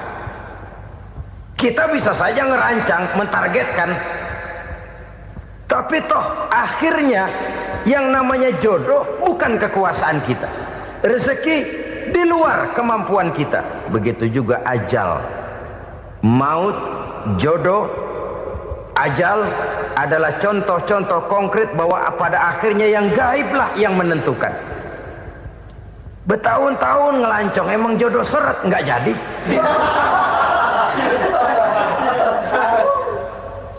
Begitu kenal baru setengah malam nginep ditangkap hansip kan. Hal-hal semacam itu kadang-kadang kita berpikir suuzon, gilet, perempuannya cakep banget, lakinya rebek amat. Memang begitulah jodohnya. Memang begitulah jodohnya. Saudara hadirin ma'asyiral muslimin yang saya hormati, jadi hal-hal yang konkret saja kita yakini sepenuhnya ditentukan oleh satu superpower yang gaib itu tadi. Dari sanalah segala ketentuan itu berangkat dan kesanalah segalanya akan kembali. Maka kepercayaan kepada yang gaib meluruskan gerak hidup seseorang dan itu akan mengantarkan dia kepada meraih kemenangan. Satu. Yang kedua, wa yuqimuna shalah. Orang bertakwa yang akan meraih kemenangan itu adalah orang-orang yang mendirikan sholat. Kenapa sholat mengantarkan orang untuk meraih kemenangan? Yang jelas, inna sholata tanha anil fahsya'i wal munkar. Sholat mampu mencegah manusia dari perbuatan keji dan munkar. Banyak filsafat hidup yang terkandung di dalam sholat ini. Sejak kita wudhu sampai kita menghadap ke arah kiblat, sampai kita melakukan gerak-gerak sholat, bacaan-bacaan yang ada di dalam sholat, lalu sampai kepada mengucapkan salam. Banyak filsafat hidup yang terkandung di dalam sholat. Umpamanya saja, setelah takbiratul ihram mulai kita dengan sholat dalam posisi berdiri, diajarkan dalam kitab-kitab fikih agar kita melihat ke arah tempat sujud. Ini kan filsafat kehidupan. Kalau kamu sholat dalam posisi berdiri, lihat tempat sujud. Jangan sholat mata jelalatan, sebab nanti bisa mengurangi kekhusyuan. Jadi wajar kalau yang dikatakan bahwa yang paling afdol adalah shaf yang di depan. Kenapa? Secara harfiah pengertiannya akan lebih mengundang kekhusyuan. Kenapa? Kalau kita di shaf paling depan di masjid umpamanya paling banter kita lihat tembok. Tapi kalau kita shaf di tengah atau di belakang, orang-orang di depan kita pun akan kelihatan. Yang bajunya loreng, yang bajunya genggang, yang bajunya macam-macam. Kita lihat, kadang-kadang kita pikirin, ada yang bajunya bolong. Kita sholat tapi dalam hati, nih orang bajunya robek yang nggak tahu apa. Ada saja hal-hal yang mengusik kekhusyuan kita. Oleh sebab itu diajarkan dalam posisi berdiri, lihat, arahkan pandangan matamu kepada tempat sujud. Ini kan filsafat kehidupan. Maksudnya apa? Kalau lagi diri lihat dong tempat sujud. Kalau udah di atas ingat dong sama yang bawah. Kalau sudah tinggi ingat dong dari mana kamu berangkat. Kalau sudah berkuasa bantu dong yang lemah. Kalau sudah kaya santuni dong yang miskin. Kalau sudah alim bimbing dong yang awam. Ini filsafat kehidupan. Dalam posisi berdiri kau lihat tempat sujud. Ini akan melahirkan kepekaan sosial di mana seseorang mau tahu kepada orang lainnya. Bagaimanapun kaya kita, tinggi pangkat dan jabatan kita, jikalau hidup hanya untuk kepentingan perut sendiri saja, rasanya belum membawa manfaat di dalam kehidupan kita. Tapi efek yang tertinggi sesungguhnya, sholat mencegah manusia dari perbuatan keji dan munkar. Perbuatan keji dan munkar walaupun kelihatannya mendatangkan uang, membawa keuntungan, tapi itu keuntungan semu, keuntungan sementara. Dengan menipu orang lain kita bisa dapat untung, tapi tidak membawa berkah. Dan itu adalah kerugian besar dalam kehidupan kita. Maka untuk meraih kemenangan harus dimulai dengan membentuk kepribadian yang tegar, memiliki sandaran vertikal yang langsung kepada Allah Subhanahu wa ta'ala. Dan itu hanya bisa kita tempuh melalui jalur ibadah formal yang sudah ditentukan Allah, yakni sholat yang 5 waktu. Untuk memperkuat itu ada sholat-sholat sunnah, rawatib, nawafil sebagai terminal kontrol cadangan untuk memelihara stabilitas temperatur batin di dalam kita berhubungan dengan zat yang maha gaib, yaitu Allah Subhanahu wa ta'ala. Orang sering bertanya, Pak, itu tetangga saya nggak sholat, duitnya nggak habis-habis, Pak.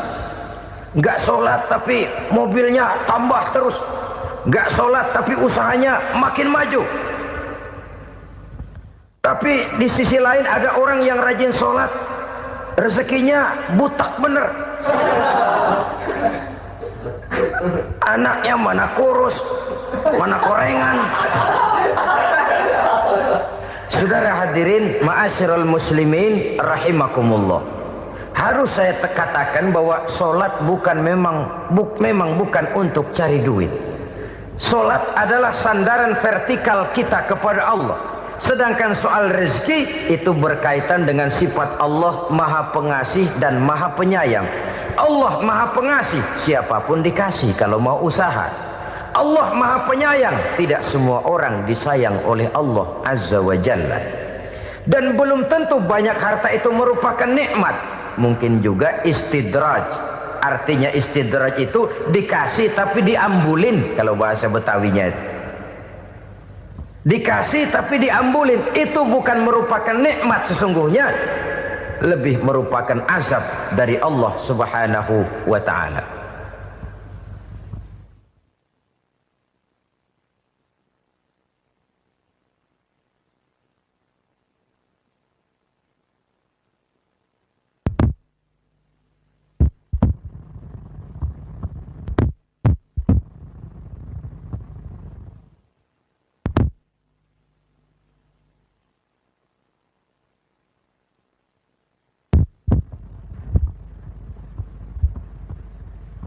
Agama mempunyai sistem sholat, dan kita umat Islam telah dituntun oleh Allah Subhanahu wa ta'ala yang wajibnya 5 kali dalam sehari semalam mendirikan sholat, dan itu tentu berada dalam jangkauan kemampuan manusia. Pada awalnya barangkali kita memang merasa sholat itu satu kewajiban, tapi semakin kita hayati makna, manfaat dan filsafat yang terkandung di dalam ajaran sholat, semakin sampai kita kepada keyakinan bahwa sholat adalah keperluan kita. Sehingga pada waktu tertentu dinilai puncaknya, kita tidak lagi akan berkata saya wajib sholat, tapi kita akan berkata saya perlu sholat. Kalau kita sudah merasakan itu adalah keperluan kita, nah di sanalah kita baru akan merasakan ruginya kalau hal itu tidak kita laksanakan. Sepanjang kita masih berkata saya wajib sholat, kita akan lebih merasakan dia sebagai beban ketimbang sebagai keperluan. Yang jelas Allah tidak memerlukan ibadah yang kita laksanakan ini. Dengan kata lain, andai kata satu dunia penuh ini orang tidak ada yang sholat satu pun, Allah tidak akan turun dari jabatan Tuhan. Jangan lalu berpikir kalau kita ngambek se-RW kagak sembahyang Tuhan tekor kali ini ya. Tentu tidak. Itu perlunya kita, bukan perlunya Allah.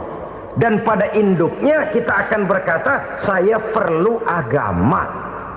Kalau secara induk kita sudah memerlukan agama, maka konsep-konsep yang ada di dalam ajaran agama itu pun adalah juga merupakan keperluan kita. Baik dia bernama sholat, baik dia bernama puasa, baik dia bernama zakat, baik dia bernama haji, seluruhnya adalah keperluan kita.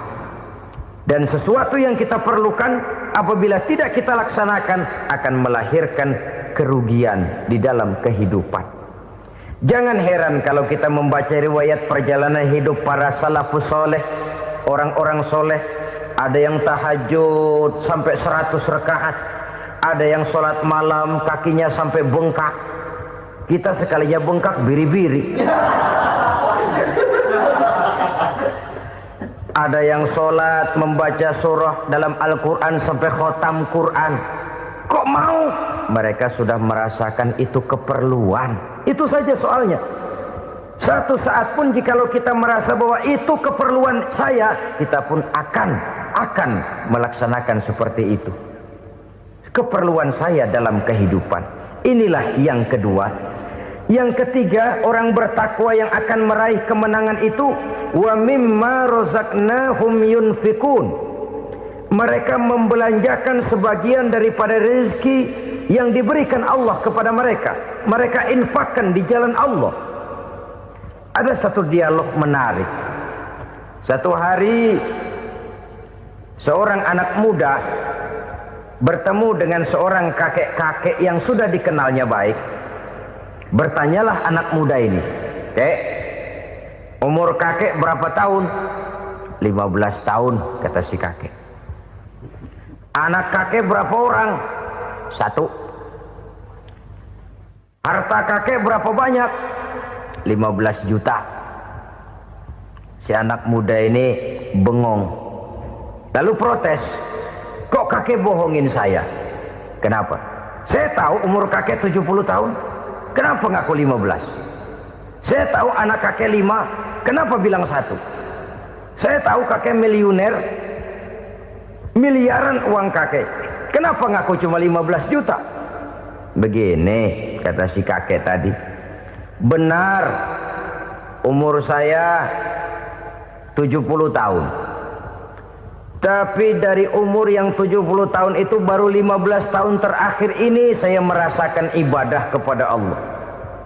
Meninggalkan maksiat, jauh dari segala macam munkarat. Maka yang 15 tahun inilah yang benar-benar saya rasakan sebagai umur saya. Benar anak saya 5, tapi yang 4 susah diatur. Cuman 1 rasanya nih yang bakal jadi si buah hati belahan jantung pelanjut cerita penerus sejarah. Cuma 1 ini yang saya harapkan, yang akan jadi anak soleh, yang akan membuat saya menerima pensiunan pahala. Kalau yang 4 apek dah, nggak ada harapan. Yang satu nyekek botol melulu. Oh begitu, iya. Lalu kenapa kakek bilang harta kakek cuma 15 juta padahal saya tahu kakek uangnya miliaran, depositonya banyak? Ya karena 15 juta itulah yang saya ingat yang pernah saya belanjakan di jalan Allah. Saya merasa itulah harta saya yang sebenarnya. Yang miliaran yang saya simpan di bank kelak kalau satu saat saya mati akan jadi rebutan di antara anak-anak saya. Iya kalau anak saya soleh kayak yang satu ini. Kalau yang 4 tadi udah tulen dia bakal berantem dah berebut tuh. Jadi 15 juta yang saya belanjakan di jalan Allah inilah yang saya merasakan benar-benar harta saya yang sesungguhnya. Dialog ini patut menjadi bahan renungan kita bersama. Diberikan kita umur 40, 50, 60, 70, 80. Berapa tahun dari umur yang diberikan itu yang jalan mulus, yang kita gunakan untuk melaksanakan ibadah? Banyak harta kita simpan di bank, di lemari, di dompet, di tas. Tapi berapa yang sudah kita depositokan di jalan Allah yang akan menemani kita di hari kita kembali nanti?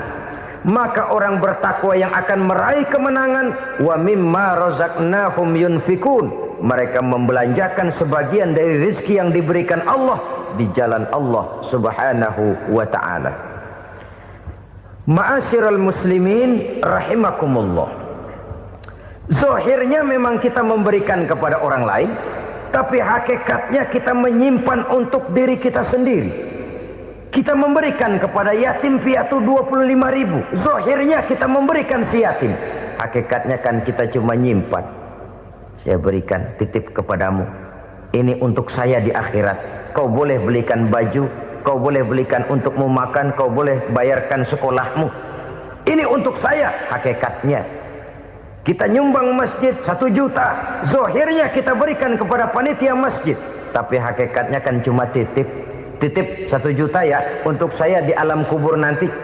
Silahkan kau boleh belikan semen, ini uang, belikan besi, belikan pasir. Saya cuma sekedar titip untuk kepentingan saya. Hakikatnya kita cuma sekedar menitip. Sebagaimanapun pada hakikatnya, apapun yang kita miliki dalam kehidupan kan cuma sekedar hak guna pakai, bukan hak milik mutlak. Harta kita, rumah kita, kendaraan kita, kebun kita, pabrik kita, hak guna pakai saja. Hak milik mutlak cuma untuk Allah Subhanahu wa ta'ala. Saudara-saudara kaum muslimin rahimakumullah. Ini yang ketiga. Kemudian yang keempat, orang-orang bertakwa yang akan meraih kemenangan, allazina yu'minuna bima unzila ilaika. Mereka yang beriman, mereka yang percaya kepada apa yang telah diturunkan kepadamu Muhammad, ay Al-Quran, yakni Al-Quranul Karim. Setelah percaya kepada yang gaib, mendirikan solat, kemudian menginfakkan sebagian dari rezeki yang diberikan Allah, mereka juga lalu percaya kepada yang diturunkan terhadap Nabi, yaitu tidak lain Al-Quranul Karim. Sekali lagi di sini, percaya bukan hanya sekedar percaya saja, tetapi percaya lalu menjadikan Al-Quran itu sebagai pedoman hidup. Sebab memang Al-Quran itu adalah GBHM, garis-garis besar haluan muslim. Apa yang harus kita lakukan, apa yang harus tidak kita lakukan, bagaimana mestinya kita bertingkah laku dan berbuat, seluruhnya tercantum di dalam Al-Quranul Karim. Itu sebabnya ketika satu hari Aisyah ditanya bagaimana akhlak Rasul, beliau menjawab, kana Rasulullah sallallahu alaihi wasallam khuluquhul Quran. Akhlak daripada Rasulullah tidak lain adalah Al-Quran. Jawaban simpel ini memberikan gambaran bahwa keseluruhan daripada konsepsi Quran sudah diterjemahkan dalam kehidupan Rasulullah Sallallahu Alaihi Wasallam. Karena kita tahu akhlak adalah keseluruhan dari gerak hidup manusia. Sejak ia berpribadi, berumah tangga, bertetangga, bermasyarakat, sampai kepada berbangsa dan bernegara, Al-Quran tetap memberikan sentuhan nilainya. Oleh karenanya, orang-orang yang bertakwa adalah orang-orang yang menjadikan Al-Quran sebagai pedoman dalam kehidupannya. Dan kita yakini Al-Quran diturunkan kepada Nabi Muhammad bukan merupakan produk Nabi Muhammad. Isi dan redaksinya langsung dari Allah Subhanahu wa ta'ala. Kemudian cirinya yang kelima, orang bertakwa yang akan meraih kemenangan itu, wa ma unzila min qablika.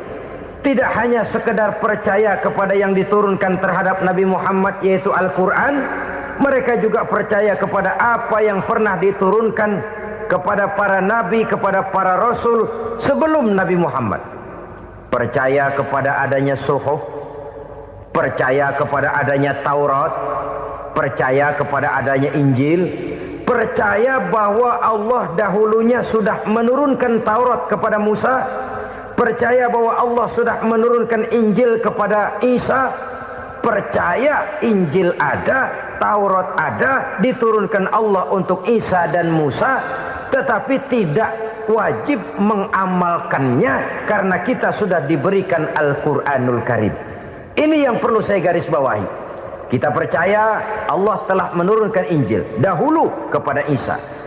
Kita percaya bahwa Allah telah menurunkan Taurat dahulunya kepada Nabi Musa. Kadang-kadang ini dijadikan dalih, dikacaukan pengertiannya. Quran saja mengajarkan bahwa orang yang bertakwa harus percaya kepada Injil, maka pakailah Injil. Apalagi kalau ayat sebelumnya ditilap, dihapus, dihilangkan, Injilnya yang ditekankan, maka akan terjadilah penekanan yang salah arah. Karena salah arah akhirnya bisa merusak dan menghancurkan akidah. Ketika Rasul suatu saat pernah ditanya orang, "Ya Rasul, bagaimana sikap kita sebagai muslim terhadap Injil yang ada sekarang?"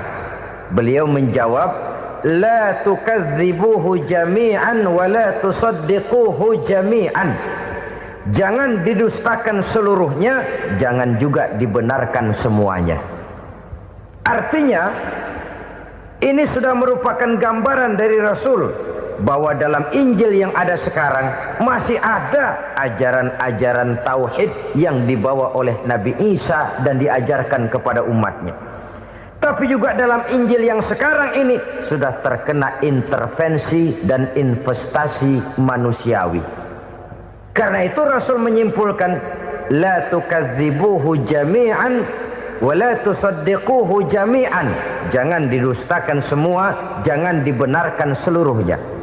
Kita memang percaya Allah telah menurunkan Injil kepada Nabi Isa dulu, tapi kita tidak wajib mengamalkan Injil. Kita percaya Allah telah menurunkan Taurat kepada Nabi Musa, tapi kita tidak wajib mengamalkan kitab ajaran Taurat. Yang wajib kita percayai dan kita amalkan hanyalah Al-Quranul Karim. Kenapa? Oleh karena baik yang ada di dalam Taurat, baik yang ada di dalam Injil, tentu tercakup di dalam Al-Quran sebagai kitab terakhir yang diturunkan oleh Allah Subhanahu wa ta'ala. Dan itu wajar. Kalau seorang pejabat mau mengeluarkan satu keputusan baru, tentu dia harus meninjau keputusan-keputusan lama. Andai kata dianggap tidak berlaku, dianggap tidak relevan lagi, maka keputusan-keputusan lama itu tentu sudah dianggap tidak berlaku. Sebagian daripada aturan-aturan dalam keputusan lama yang masih dianggap relevan tercantum dalam keputusan baru yang wajib diamalkan. Begitulah hubungannya antara Al-Quran, Taurat, Zabur, dan Injil. 4 kitab samawi yang diturunkan Allah masing-masing kepada Zabur untuk Nabi Daud, Taurat untuk Nabi Musa, dan Injil untuk Nabi Isa alaihi wassalatu wassalam. Ketiga-tiga kitab itu kita percayai adanya, Kita yakini Allah telah menurunkan Zabur, Taurat dan Injil, tapi kita tidak wajib mengamalkannya.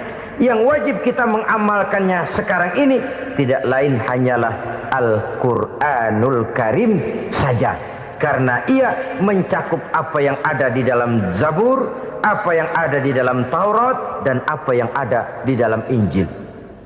Keotentikannya bisa dipertanggungjawabkan. Ya, tapi kan Nabi Muhammad sudah mati 14 abad yang lalu, dan di zaman beliau Al-Quran kan belum dikodifikasikan, belum ditulis. Bagaimana keotentikannya bisa dipertanggungjawabkan? Mudah saja. Allah berjanji, inna nahnu nazzalna dzikra wa inna lahu lahafizun. Kami yang menurunkan Al-Quran dan kami yang akan menjaga dan memeliharanya. Allah turunkan Quran, Allah menjaganya. Bagaimana cara Allah menjaga Al-Quran itu? Banyaknya orang-orang yang hafaz Al-Quran. Hafaz Al-Quran 30 juz, 114 surah, 6.666 ayat. Sehingga jangankan satu kata, jangankan satu ayat, satu kalimat saja berubah, sudah akan timbul reaksi dan mudah dimengerti. Kenapa? Banyak orang-orang yang hafaz Al-Quran. Sedangkan pada setiap akhir tahun biasanya malaikat Jibril selalu mengadakan checking terhadap ayat-ayat yang diturunkan pada waktu itu. Di zaman Nabi sendiri sudah ada usaha kodifikasi. Dan yang lebih luar biasa lagi, sampai hari ini tidak seorang pun mampu membuat satu ayat saja semacam Al-Quran. Ke bahasa manapun dia diterjemahkan, naskah aslinya tetap ikut, rujukan dasarnya tetap ada. Berdasarkan itu maka tidak mungkin terjadi penyelewengan terhadap atau pemalsuan terhadap ayat-ayat Al-Quranul Karim. Kesuciannya, keotentikannya, kemurniannya bisa dipertanggungjawabkan. Ma'asyiral muslimin rahimakumullah. Oleh karenanya, konsepsi dasar daripada ajaran Islam ini memang tidak lain adalah Al-Quran dan Sunnah. Isi daripada agama Islam yang merupakan iman, Islam dan ihsan, konsepsi dasarnya tidak lain adalah Al-Quran dan Sunnah Rasulullah Sallallahu Alaihi Wasallam. Maka yang kita perlukan sekarang ini adalah terjemahan Al-Quran di dalam kehidupan kita. Dengan demikian, maka gaya kehidupan yang lebih Qurani itulah yang kita dambakan. Kita perlu memang terjemahan Quran dalam bahasa Inggris, dalam bahasa Belanda, dalam bahasa Jepang, tapi yang lebih kita perlukan adalah terjemahan Quran di dalam kehidupan kita. Konsekuen, tidak memanipulasi, ringan sama kita jinjing, berat sama kita pikul. Jangan kalau lempengan ayat Quran tuh kira-kira enak diamalin, keras teriakan kita. Giliran kira-kira ayat Quran itu mukul kepala kita sendiri, diam kita. Itu ciri yang pernah disindir Allah dalam awal-awal Baqarah juga. Ciri beragamanya orang yang munafik. Kullama adha'a lahum masyawfi, kata Allah. Wa iza azlama alaihim qamu. Apabila terang mereka jalan, apabila gelap mereka berhenti. Artinya, kalau kira-kira di Islam nguntungin, rame-rame pada teriak Islam. Tapi ketika diminta untuk berjuang, ketika dituntut untuk berkorban, rame-rame mengundurkan diri. Nasib agama tidak ubahnya seperti daun pisang yang dikait orang di tepi jalan lantaran tak berpayung di ketika hari hujan. Manakala hujan usailah sudah, daun itu pun dicampakkan di tepi jalan, diinjak pula orang nan lalu. Artinya orang menjadikan agama cuma sebagai lipstick, decoration only, tidak konsekuen. Hanya pada saat-saat kelihatannya Islam membawa keuntungan, rame-rame orang teriak-teriak tentang Islam. Tapi jikalau diminta berjuang, jikalau dituntut untuk berkorban, biasanya rame-rame juga mengundurkan diri. Jangan heran kalau mayoritas hitungan kita, tapi minoritas peranan kita. Kuantitas kita dalam jumlah, tapi dalam kualitas kita lebih sering jadi penonton daripada jadi pemain. Padahal itu sangat tidak boleh terjadi. Umat Islam di Indonesia harus bangkit. Umat Islam di Indonesia harus sadar akan keberadaannya. Tidak boleh hanya jadi penonton berpangku tangan, karena memang agama kita juga mengajarkan untuk konsekuen di dalam menjabarkan ajaran-ajaran daripada agama kita. Kita sering jatuh menjadi umat yang lemah oleh karena kita ini tidak pandai menggalang kebersamaan yang diakibatkan tidak konsekuennya kita. Diistilahkan bahwa umat Islam di dalam menggalang kebersamaannya itu harus seperti orang main sepak bola. Saudara-saudara kan tahu orang main sepak bola itu. Orang main sepak bola, kalau pertandingan belum dimulai sih silakan saja kumpul di luar lapangan, atur strategi yang baik. Tapi kalau pertandingan sudah dimulai, turun ke lapangan hijau, jangan kumpul terus. Ada sepak bola gotong royong, mundur rame-rame, depan ke depan kumpul melulu mainnya. Kalah. Orang main sepak bola itu ya harus ada penyerang tengah, harus ada penjaga gawang, harus ada strikernya, harus ada kiri luarnya, kanan dalamnya yang jadi backnya. Posisi boleh bermacam-macam, tapi yang penting saling ngoper untuk menggolkan gawang lawan. Begitulah umat Islam ini. Boleh ada yang jadi pejabat, boleh ada yang jadi pengusaha, boleh ada yang jadi petani, silakan ada yang jadi seniman, ada yang jadi penyair, ada yang jadi artis sekalipun. Tapi kalau sudah berhasil menguasai bola, jangan lupa operannya. Operan itu yang langka. Kita ini muslim kadang-kadang kalau sudah memegang menguasai bola, kalau belum mau mampus, belum mau ngoper. Nanti kalau sudah nggak punya bola, baru mau ngoper. Kalau sudah dengar-dengar mau dekat pensiun, baru mau jihad, baru mau berjuang, baru mau ngurus pesantren. Tanda tangan sudah tidak laku, memo sudah tidak dihargai, baru mau berjuang. Kemarin kemana mas? Kita tidak pandai memanfaatkan posisi. Dengan kata lain, kalau kembali kepada persoalan kita, konsekuensi kita terhadap agama yang kita anut ini belum ideal. Kita masih lebih sering berislam ini pada saat-saat yang menurut perhitungan kita membawa keuntungan. Tapi kalau diminta berjuang, dituntut berkorban, yang itu pun hakikatnya adalah untuk kepentingan kita juga. Allah tidak pernah menuntut kita untuk jihad bagi kepentingan Allah, itu tidak. Berjuang menegakkan agama Allah, apakah untuk kepentingan Allah? Tidak. Untuk kepentingan kita. Sebab nilai-nilai jihad itu pada akhirnya akan membawa kita kepada satu kebahagiaan. Setidaknya kalau tidak di dunia, tentu di akhirat sebagai syahid. Oleh karena itu, pada bagian akhir ini saya ingin mengajak, marilah kita konsekuen. Sekali kita berkitabkan Al-Quranul Karim, mari dia kita jadikan pedoman. Jangan cuma kita jadikan sebagai penghias dinding, pelengkap rumah, bahwa di rumah kita ada Al-Quran, tapi yang baca kecoa. Habis pada bolong tuh Quran. Yang penting kan punya Quran. Ditaruh di pintu rumah. Biar apa? Biar kuntilanak kagak masuk katanya. Ya apa itu nasib Quran? Cuma kerjanya jaga pintu, ngusir kuntilanak, ngusir memedi. Bagaimana kita hidup menurut tuntunan Al-Quran? Kadang-kadang tidak pernah menjadi masalah bagi kita. Maka bagaimanakah Al-Quran akan mungkin membawa keberkahan dalam hidup kalau ajarannya kita injak-injak dalam keseharian kita? Mewujudkan gaya hidup yang lebih Qurani, itulah yang akan kita rintis di dalam kehidupan kita. Bertahap, step by step, menurut kemampuan yang ada pada kita. Jika jalan ini tidak bisa kita selesaikan, percayalah akan ada generasi penerus yang akan melanjutkan usaha dan cita-cita mulia itu. Jadi percaya kepada Taurat, percaya kepada Injil, sekadar percaya Allah dahulunya sudah menurunkan itu, tapi kita tidak wajib mengamalkannya. Kenapa?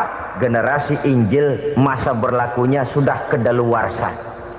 Taurat masa berlakunya sudah kedaluarsa. Injil pernah berlaku untuk orang Nasrani di zaman Nabi Isa. Taurat pernah berlaku untuk orang Yahudi di zaman Nabi Musa. Setelah generasinya berlalu, datang Rasul penutup yang membawa Al-Quranul Karim, maka Al-Quran itulah yang berlaku menjadi pedoman sampai hari akhir nanti. Jangan jauh dari Al-Quran, karena apabila ini kita lakukan, maka kita akan kembali kepada satu gaya hidup yang jauh dari tuntunan agama, dan itu artinya kita akan semakin jauh untuk meraih kemenangan. Saudara-saudara kaum muslimin rahimakumullah. Yang keenam, yang terakhir, orang-orang bertakwa yang akan meraih kemenangan itu wabil akhirati hum yuqinun. Mereka percaya, mereka yakin seyakin-yakinnya akan adanya hari akhir, di mana seseorang akan mempertanggungjawabkan seluruh perbuatannya di dalam hidup ini.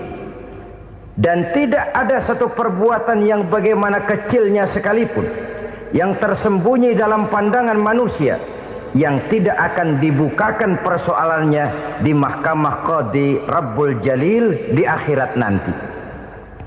Itulah sebabnya maka percaya kepada akhirat disebut secara khusus. Padahal di awal tadi sudah dijelaskan yu'minuna bil ghaib, percaya kepada alam gaib, dan alam gaib ini termasuk akhirat. Kenapa pada bagian akhir disebut lagi akhirat? Karena ternyata bahwa kepercayaan kepada adanya akhirat merupakan induk dari kepercayaan terhadap adanya malaikat, setan, jin dan lain sebagainya, dan akan lebih memberikan sugesti dalam kehidupan manusia untuk meluruskan gerak hidupnya. Jikalau satu saat tergerak hati akan berbuat kejahatan, ingin mencuri, sadarlah, awas ada akhirat. Sebab kalau kita cuma teriak awas ada polisi, itu cuma tertunda sementara, begitu polisi meleng embat. Kalau kita ingin berbuat jahat cuma berteriak awas ada hansip, cuma sementara kehansip itu ada. Tapi kalau ceritanya awas ada akhirat, mau menyeleweng awas ada akhirat, mau berjudi awas ada akhirat, mau mencuri awas ada akhirat. Keyakinan yang akan meluruskan gerak hidup manusia sehingga gerak itu jadi lebih terarah dan terkontrol, tidak merugikan baik diri sendiri, lebih-lebih orang lain. Ternyata bahwa kepercayaan kepadanya adanya hari akhirat sanggup menjadi sumber daya kontrol dari kehidupan manusia, sehingga ia tidak terjebak dalam perbuatan maksiat dan munkarat. Saudara-saudara kaum muslimin, inilah saja yang kita bicarakan pada pertemuan kali ini. Semoga Allah subhanahu wa ta'ala memberikan kekuatan zahir dan batin kepada kita untuk dapat meraih kemenangan dengan beriman kepada yang gaib, mendirikan solat, membelanjakan sebagian dari rezeki yang diberikan Allah, percaya kepada Al-Quran, beriman kepada kitab-kitab yang diturunkan sebelum Al-Quran, lalu meyakini adanya hari akhirat.